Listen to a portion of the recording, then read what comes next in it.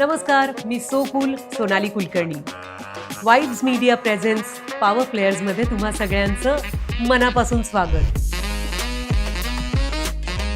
आज आपल्याला भेटायला येणार आहेत महेंद्र शेवाळे. ते फाउंडर आणि डिरेक्टर आहेत IDT एज्युकेशन्सचे. नमस्कार महेंद्र. नमस्कार मॅडम. वाइब मीडियाच्या पॉवर प्लेयर्समध्ये तुमचं मनापासून स्वागत. IDT एज्युकेशन्सबद्दल आम्ही ऐकलं, 2015 याची स्थापना झाली.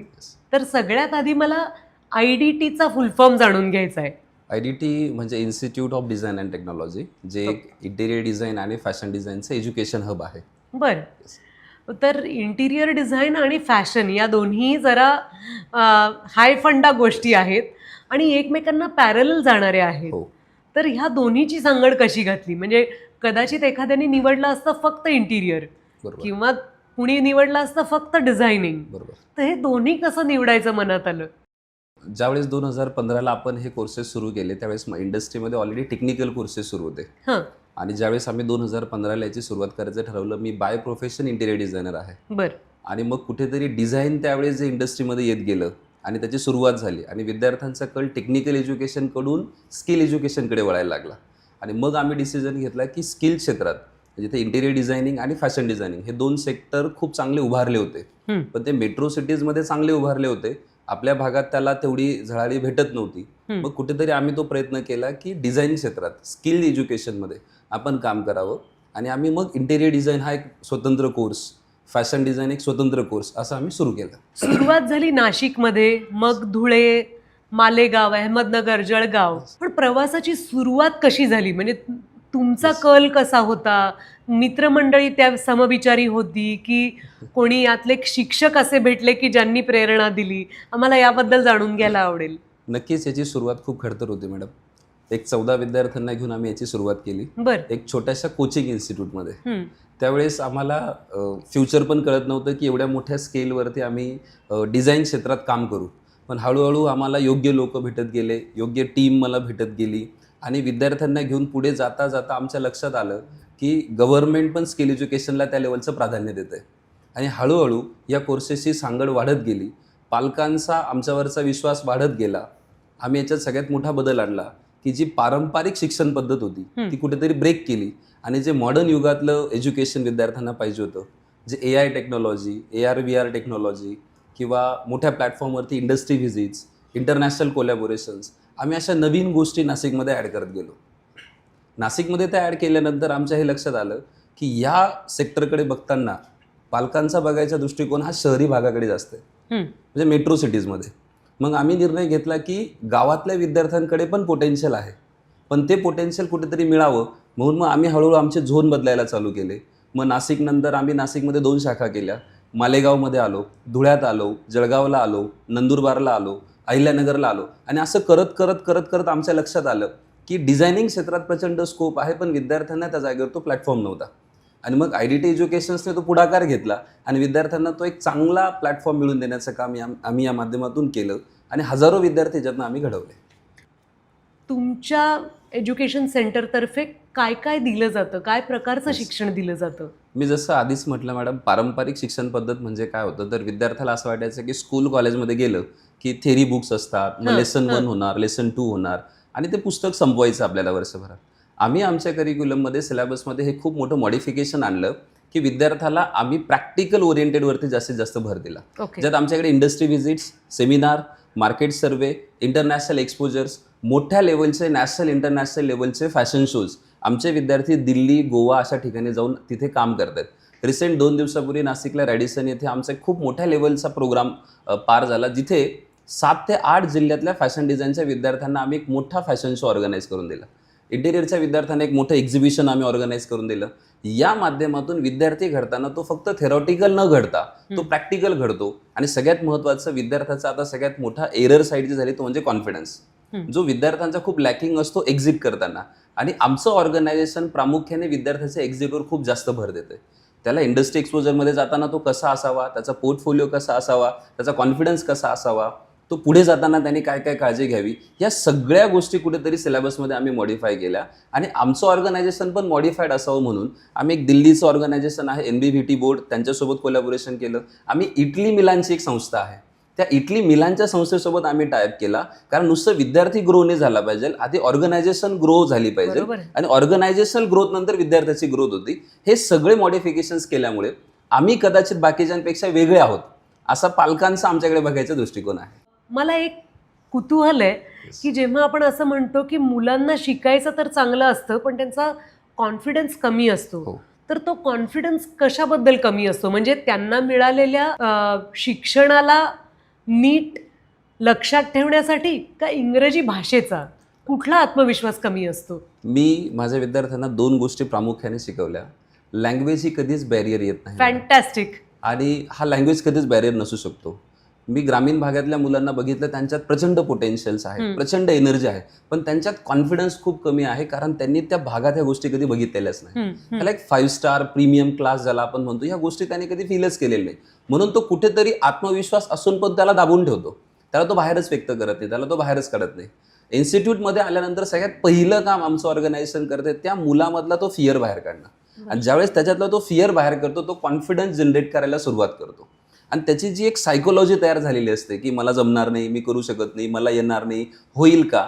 तर मी खूप लकी आहे की माझ्याकडे अशी एक चांगली टीम आहे, असा एक चांगला स्टाफचा ग्रुप आहे की जो पहिले विद्यार्थ्याच्या त्या गोष्टींवर काम करतं, त्याच्या पर्सनॅलिटीवर, त्याच्या बॉडी लँग्वेजवर, त्याच्या कम्युनिकेशन स्किलवर, त्याला ग्रो करण्यावर भर दिलं जातं. एकदा का त्याचा आत्मविश्वास तयार झाला, येस आय कॅन, हा एकदा त्याचा आला तर तो विद्यार्थी मग सुसाट होतो आणि एक नेक्स्ट लेवलचं काम करायला तयार होतो. मॅडम, आणि आपल्याला अभिमान वाटेल असं सुद्धा काम ती मुलं करत राहतात. येस. महेंद्र, आजवरच्या प्रवासात तुम्हाला अनेक पुरस्कार मिळालेले आहेत, ग्लोबल लीडरशिप अवॉर्ड मिळालेलं आहे. अशा पुरस्कारांचं धनी होताना त्याचं काय समाधान असतं आणि हे पुरस्कार आपल्या वाटचालीत किती महत्त्वाचे ठरतात? मॅडम, पुरस्कार मिळणं म्हणजे माझ्या दृष्टीने एक जबाबदारी मिळाल्यासारखं आहे. ज्यावेळेस आपल्याला कुठेतरी एखादा पुरस्कार भेटतो, अवॉर्ड भेटतो, याचा अर्थ आपल्यावरती खूप मोठी जबाबदारी ॲड ऑन होत असते. आणि नक्कीच कोणीतरी अप्रिशिएट केलं म्हणजे येणाऱ्या पुढच्या काळात आपल्याला याच्या वरच्या लेवलचं काहीतरी काम करायचं आहे. आणि पुरस्कार मिळत जाताना मी खरंच थँकफुल दरवेळेस होतो माझ्या टीममुळे, की जरी ॲज अ डायरेक्टर मी तो पुरस्कार स्वीकारतो, पण ह्या सगळ्यांना घडवताना जी माझी एक टीम मागे काम करत असते, जे पालक, जे विद्यार्थी काम करत असतात, म्हणून त्याची दखल कुठेतरी पुरस्कारांच्या माध्यमातून घेतली जाते. पण पुरस्कार हा एक ओझं बनून आपल्यासोबत ऑलवेज कॅरी करावा लागतो, कारण पुढे आपल्याला त्याच्याही वरच्या लेवलचं काम द्यायचे, त्याच्या वरच्या लेवलचे आउटपुट्स आपल्या विद्यार्थ्यांना द्यायचेत, पालकांना द्यायचेत, मग खऱ्या अर्थी तो पुरस्कार सार्थकी लागल्यासारखं होतो. ज्यांना शिकायची इच्छा असते त्यांची आर्थिक परिस्थिती तितकी चांगली असेलच असं नाही.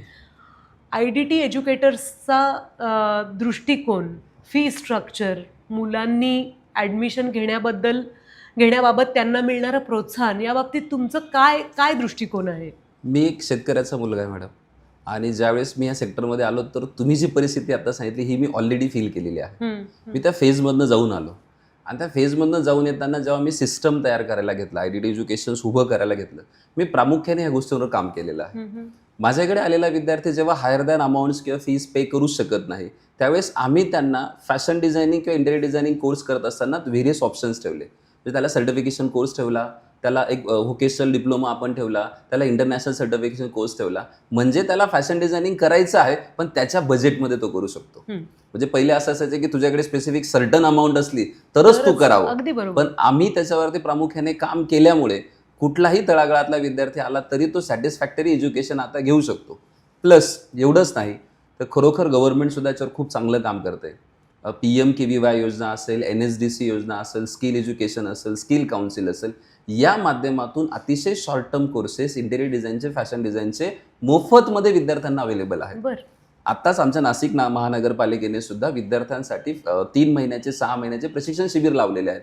म्हणजे आता एज्युकेशनची माहिती घेणं आणि तिथेपर्यंत पोहोचणं विद्यार्थ्यांसाठी महत्त्वाचं आहे, आणि त्या दर्जाचं, त्या फीजमध्ये, त्या कॉस्टमध्ये खूप चांगल्या लेवलचं एज्युकेशन आता सगळीकडे भेटायला लागलं आहे. महेंद्र, बोलता बोलता तू उल्लेख केलास की तू एका शेतकरी कुटुंबातनं पुढे आलेला आहेस. Yes madam. तुला या पार्श्वभूमीचा किती अभिमान आहे की तुला त्याबद्दल कॉम्प्लेक्स आहे? हा प्रश्न ऐकताना चुकीचाच वाटू शकेल, कारण तुझं व्यक्तिमत्व पाहिल्यानंतरच मला त्याची निम्मी उत्तर मिळालेली आहेत. पण आमच्या ऑडियन्ससाठी, आमच्या दर्शकांसाठी तू याबद्दल जरा सांगू शकशील? मी ज्या परिस्थितीतून आलो, शेतकरी घरातून, याचा खरोखर मला खूप अभिमान आहे. कारण एक रेग्युलर माइंडसेट असतो की शेतकऱ्याचा पोरगा शेतकरीच होतो, पण एक शेतकऱ्याचा पोरगा जेव्हा एक व्यावसायिक झाला तर आता मला असं वाटतं की मी कुठेतरी माझ्या गावाला, माझ्या तालुक्याला, जिल्ह्याला आता रिप्रेझेंट करतोय एका एज्युकेशन सेक्टरमध्ये. आणि माझ्या गावाला माझा खूप अभिमान वाटतो जेव्हा मी या सेक्टरमध्ये आलो. मी आल्यानंतर माझा आदर्श घेऊन मॅडम माझ्या गावातनं खूप विद्यार्थी आता बाहेर पडले आणि हे बघून मला खूप आनंद होतो. सुरुवातीला स्ट्रगल हा प्रत्येकाच्या आयुष्यात असतो. There is no shortcut in your life. आपण तो शॉर्टकट जर घेतला तर आपण भरकटतो. माझ्या आयुष्यात प्रचंड स्ट्रगल आला, प्रचंड प्रॉब्लेम्स आले. मला लँग्वेज बॅरियर आला, फायनान्शियल प्रॉब्लेम्स आले, एज्युकेशनल बॅरियर्स आले, लोकांच्या संगतीचे बॅरियर्स आले.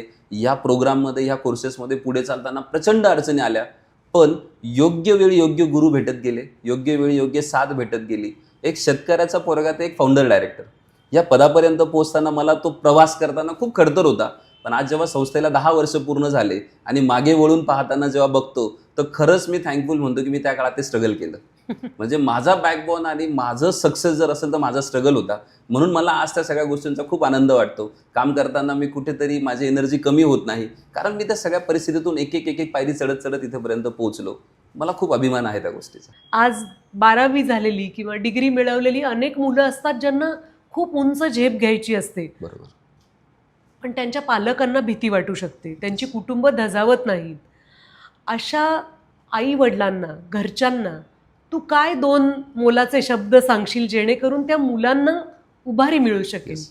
मी त्या आईवडिलांना एवढं सांगू शकेल की एखाद्या विद्यार्थ्याची दशा आणि दिशा बदलायला फक्त त्याचा तो कॉन्फिडन्स आणि त्याचा तो एक्झिट मॅटर करत असतो. एकच विलांटीचा फरक आहे. आईवडिलांनी ठरवलं, त्याला तो कॉन्फिडन्स दिला, येस यू कॅन, तू करू शकतो, तू बाहेर जा, हे जग तुझ्यासाठी बनलंय, तू फ्लाय कर, तू उंच भरारी कर, तर त्याची दिशा बदलायला टाईम लागणार नाही मॅडम.